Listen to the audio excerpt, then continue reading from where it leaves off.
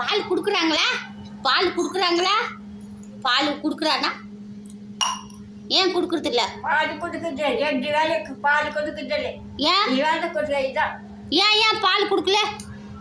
இட்லி கொடுக்குறா, களி கொடுக்குறா, பால் தோசை கொடுக்குறா. இதான் பால் எல்லாம் கொடுக்குறதுல. டீ எப்படா பால் கொடுப்பான்? டீ டீ இல்லைதான் பிஸ்கட் கொடுப்பான். டீ தரானா?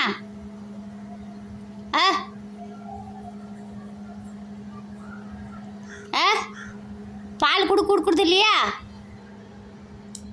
டீ கொடுக்குறது இல்லை.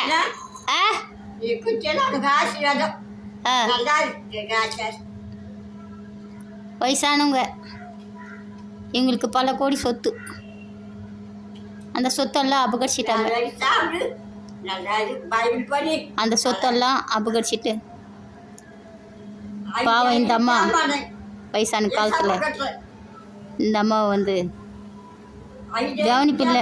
காரணம் பணம் இல்லை. பணம் இருந்தால் தான் கவனிப்பாங்க. கோடிக்கணக்கான சொத்து, கோடிக்கணக்கான சொத்து எல்லாம் அபகரிச்சிட்டாங்க.